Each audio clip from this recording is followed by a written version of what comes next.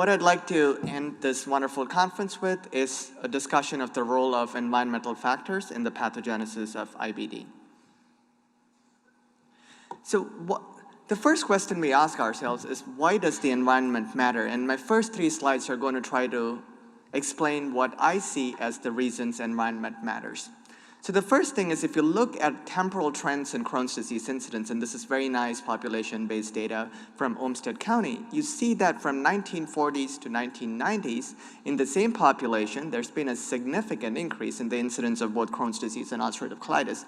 And we know there have been changes in lifestyle, behavior, and diets that have taken over this period of time. And this sort of rapid increase in incidence is not driven by changes in genetics or other sort of factors intrinsic to the biology of the individual, and is more likely linked to what's changing in their environment. The second slide that highlights why the environment is important is this sort of very nice map that we saw in a review in gastroenterology from the group in France that highlighted countries that have a high incidence of IBD, highlighted in red, and countries where IBD is uncommon but is emerging, which are highlighted in yellow.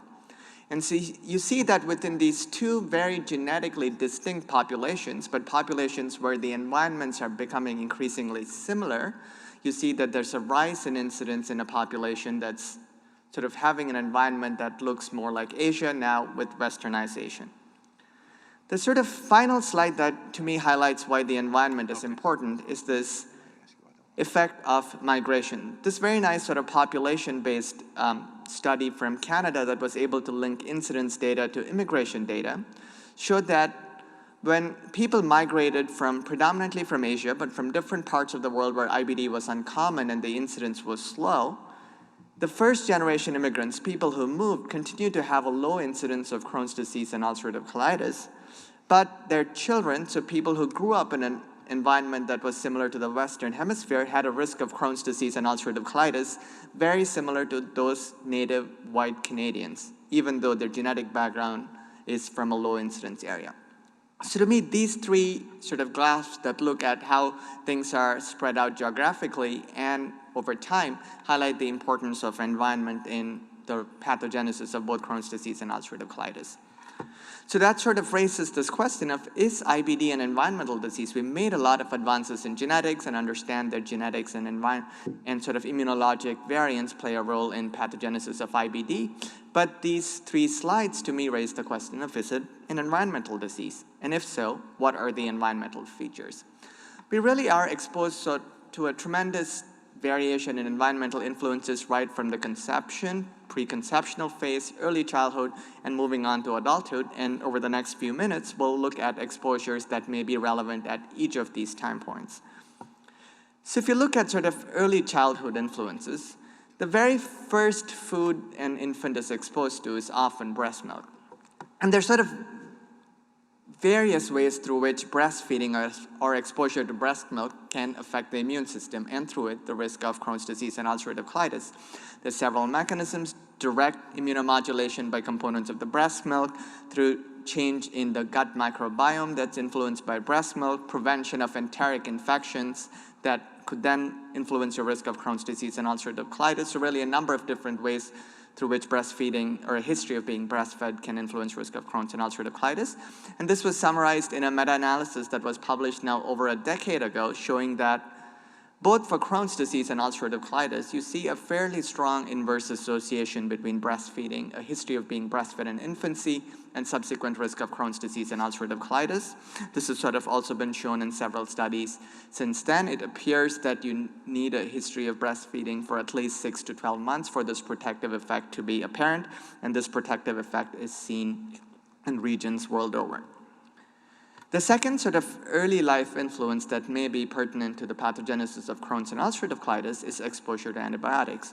We know that infants unfortunately come down with infections, many of which require treatment with antibiotics early on. And this very nice data from the UK looked at exposure to either no antibiotics, 1 or 2 courses of antibiotics or more than 2 courses of antibiotics and showed a very nice dose response where compared to individuals who are not exposed to antibiotics, the more number of antibiotic courses you're exposed to, the greater is your risk of developing Crohn's and ulcerative colitis. But what was fascinating in this study is they were also able to look at the timing of exposure of antibiotics and how that influenced your risk of IBD. And clearly the strongest effect of the antibiotic is where your microbiome is the most labile. So if you're getting exposed to antibiotics at age 1, age 2, or age 3, you have a significantly increased risk of developing Crohn's disease or ulcerative colitis. The elevation in risk persists through age 20 in this study, but clearly the magnitude of effect was greatest in exposure in infancy. Other things that you could potentially be exposed to as an infant, as a child, are pets. So we saw a slide in one of the talks earlier on the hygiene hypothesis where areas with sort of lower domestic hygiene, where there's more exposure to infections, including enteric infections and worms, tended to have lower risk of autoimmune diseases. This relationship was proposed for both Crohn's disease and ulcerative colitis. In this meta-analysis that we did, we looked at exposure to pets, particularly during childhood, and how that influenced future risk of Crohn's disease and ulcerative colitis. Again, you see a strong protective effect, so an odds ratio that wouldn't be apparent from the room, but I can see here on my slide an odds ratio of 0.85, which was even stronger if you were exposed to pets during childhood, with an odds ratio of about 0.7, with this being statistically significant inverse association. What about, so we sort of looked at exposure in the immediate sort of infancy, early childhood. What about exposures later on in adolescence? What about adolescent behavior could potentially influence your risk of Crohn's and ulcerative colitis? We know that appendicitis is common in the teenage population.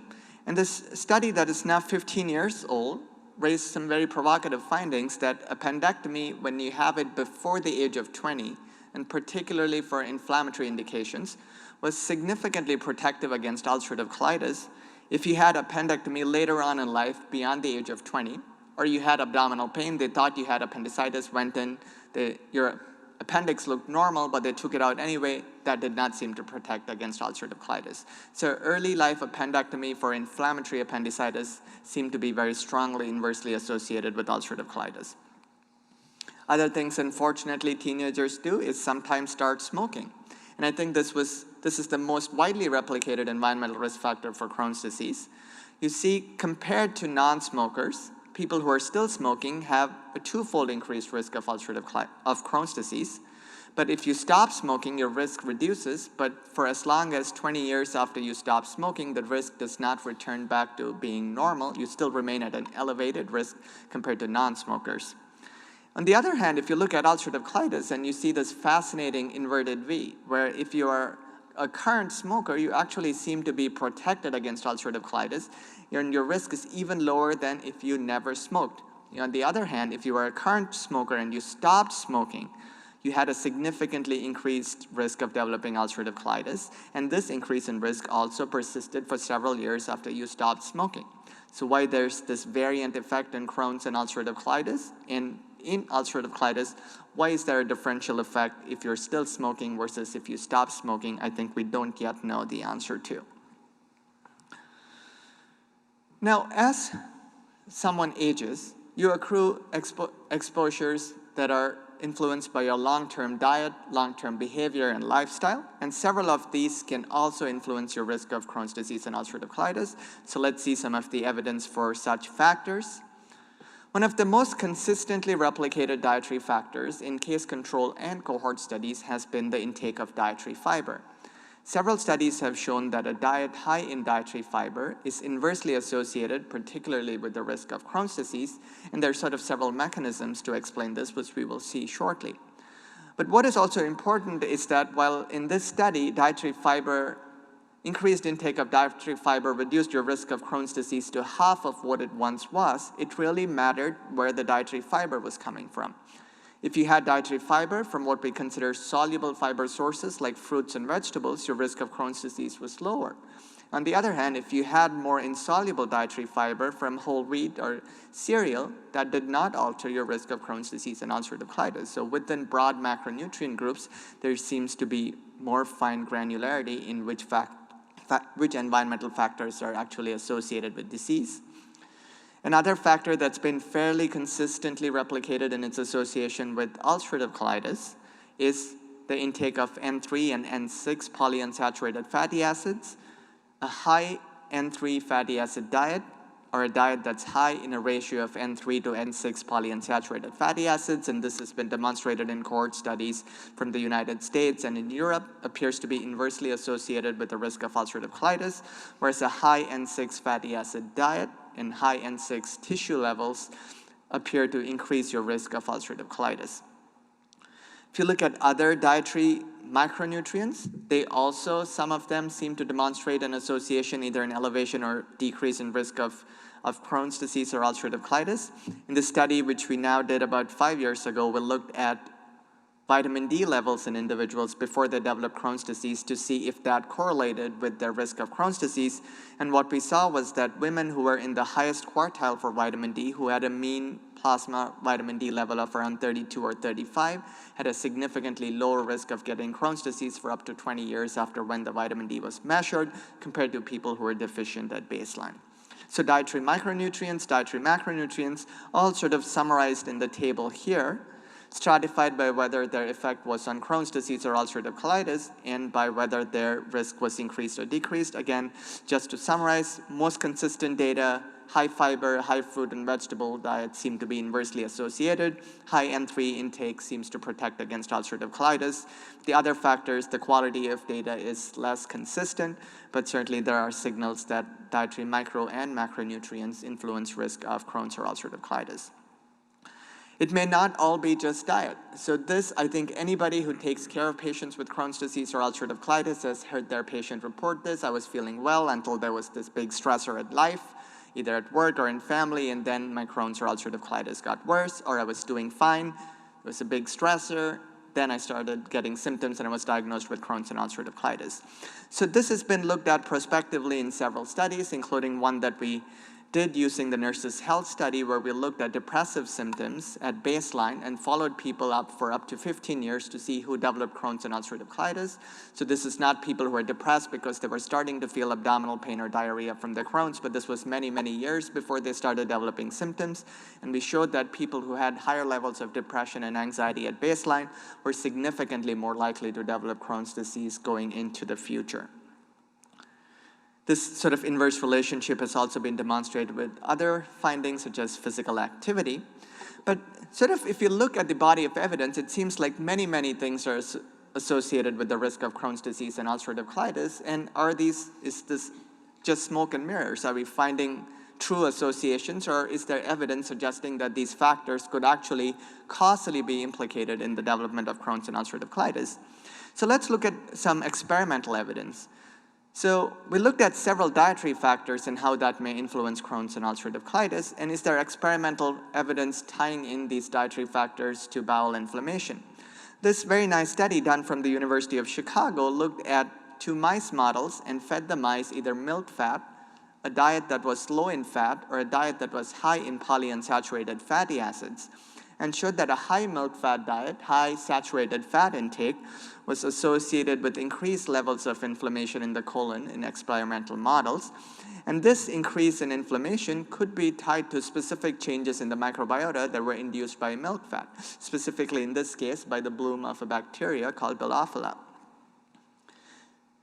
We've seen a lot of data on how a high fiber diet potentially is inversely associated with Crohn's and ulcerative colitis. And this, again, very nice experimental model looked at transmigration of bacteria across the intestinal epithelium in this ex vivo model, and had exposure to soluble fiber, and showed that the number of E. coli colonies that migrated across the intestinal barrier in this model was much lower when the culture was enriched with soluble fiber with plantains compared to when it was in control population. Again, mechanistically tying in some of the associations we see to experimental evidence of how that may actually influence your risk of Crohn's and ulcerative colitis.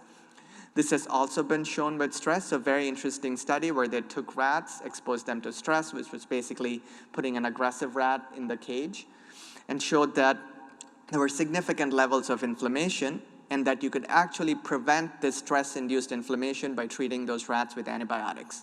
So tying in potentially stress to direct inflammatory responses that are potentially mediated by the microbiome, and once you take care of them, take the microbiome out of the picture, you don't get that stress-induced inflammatory systemic response. So what sort of adds complexity to these environmental associations is that there is heterogeneity in these associations. So the effect of the environment may be influenced by other surrounding environmental influences and by genetics. You may see stronger effects in certain populations. For example, if you look at the breastfeeding association we demonstrated, so the association with breastfeeding and Crohn's disease, you get an odds ratio of about 0.67 in studies that were conducted in Western Europe and North America. But if you look at the studies that were conducted in Asia, you see an odds ratio of 0.16, significantly more protective in a setting where there may be more prevailing infections in the community. You may see different effects. For example, we spent some time talking about smoking and how fascinating the association is with Crohn's and ulcerative colitis. But if you look at studies from Asia, you really don't see that effect of smoking and Crohn's disease consistently across populations. We also saw how that very elegant UK study demonstrated that antibiotics were associated with an increased risk of Crohn's disease. But if you look at some Asian data, it actually appears that antibiotics are protective or inversely associated with Crohn's disease or ulcerative colitis. So it's very important when we're interpreting these environmental associations that we recognize that there may be heterogeneity that could be influenced by genetics or other prevailing environmental influences. And finally, that has been shown sort of in dietary fatty acid studies where your cytochrome polymorphisms that influence how you metabolize N3 or N6 fatty acids may actually determine whether your N3 fatty acids are protective or have no effect.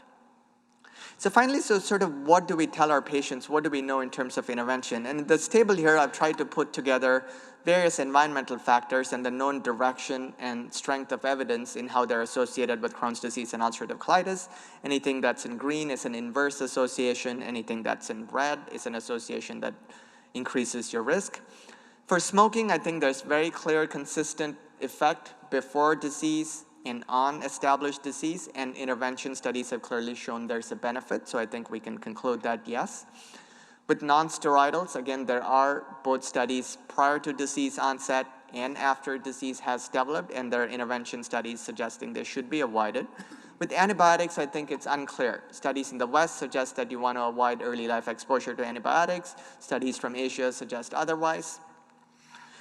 But there are other associations that are far more complex, such as the effect of diet and micronutrients and whether we should actually be supplementing some of these in our patients to improve disease activity. And the same thing with factors such as stress and sleep. If you look at interventional studies, the majority of data in diet is from a specific kind of diet called the elemental diet, which is a very rigorous diet where you take out almost everything from your diet and subsist primarily on elemental nutrients. In terms of other micronutrient supplements, I think there's growing evidence supporting a role for the vitamin D pathway in the immune system. This very nice Scandinavian study took people with Crohn's disease in remission and randomized them to getting either vitamin D or placebo. And even though it did not meet statistical significance, you see that it just missed a p-value of 0.05, but it did show an effect towards lower rates of relapse in vitamin D. Supplemented patients compared to those who were not.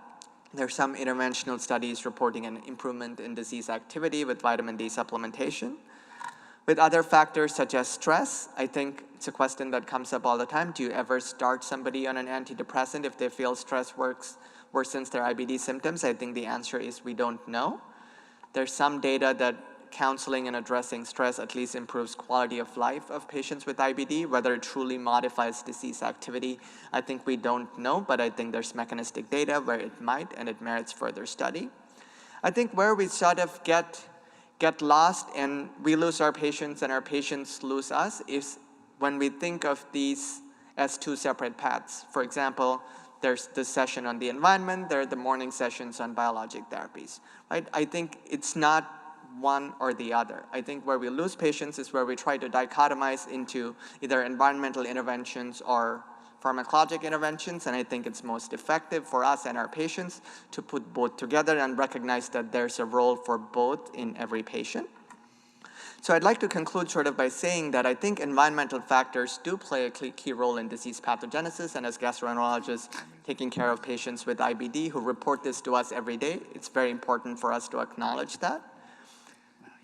Analyses of several cohorts have suggested that environment is important and have really furthered our understanding of which factors may play a role, and laboratory studies are now providing experimental evidence for why that is important, and that we need much more research on the effect of environment on disease course, identify at-risk populations, and tailor our interventions to improving outcomes in our patients. So thank you all for staying till 5 o'clock.